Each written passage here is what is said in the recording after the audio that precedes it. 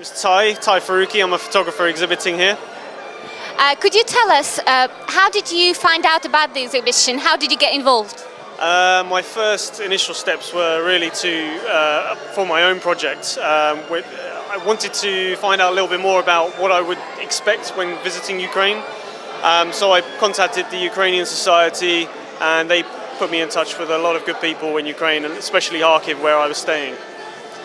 That's very nice. Could you tell us, how did you enjoy the works of other people? Because it's very important to compare your work to others, and you must have a certain feeling about the work. Yeah, sure. Photography is very subjective, but for me, obviously, I have a particular taste. I like to look at very striking images, and obviously the work you got here by Sergei is very striking indeed. He's sort of captured the movement, the essence, and also he's contracted a lot of eye contact in his photographs. So it's very easy to do, but it's also very difficult to portray in an image when it's out in print. Have you been to Ukraine at all, and how long did you stay there? I went to Ukraine this year in August time. I stayed there for 9 days.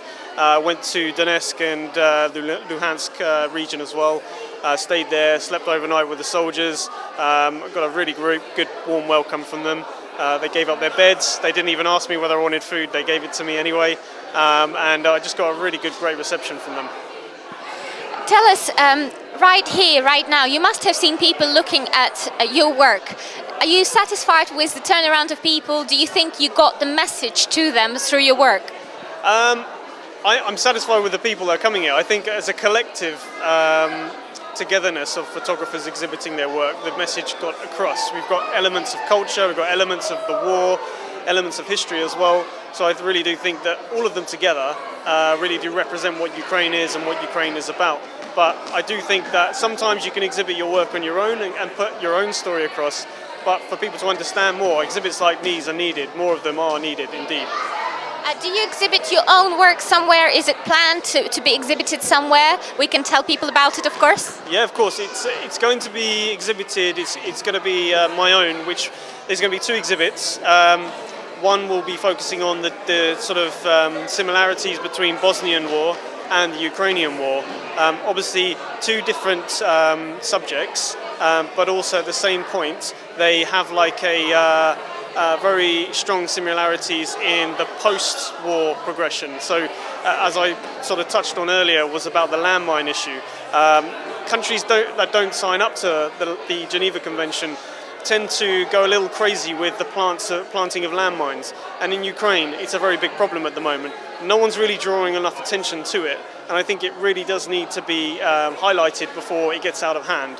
In Bosnia, this year I visited there, and they believe that it's going to be a minimum of 30 years before they start seeing any progression.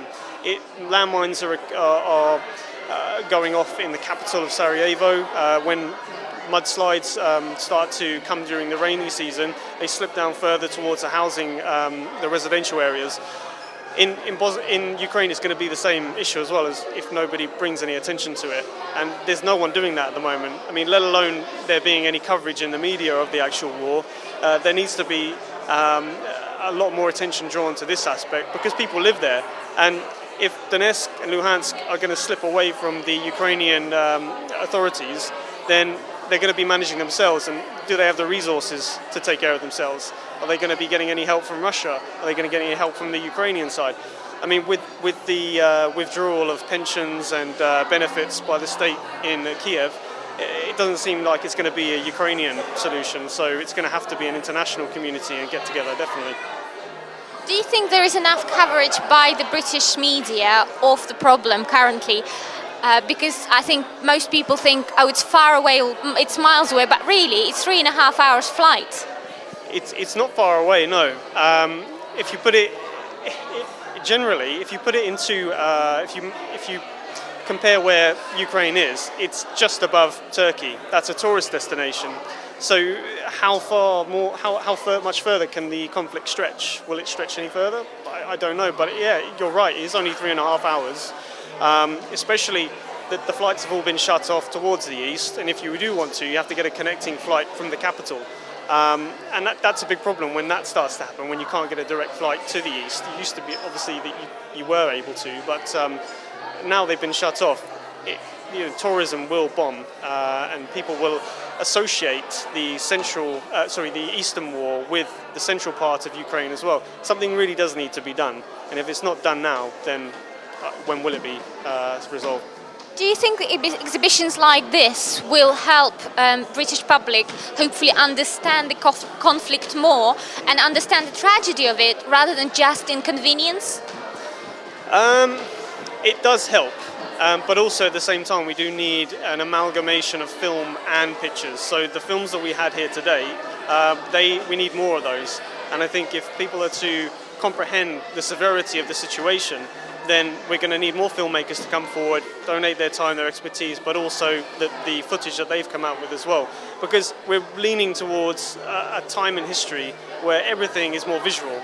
So if you go onto social media now, everything that inspires interest in a person, it comes from film and video. That's why there have been a lot of companies like BuzzFeed who have had a lot of success, and it's because of video.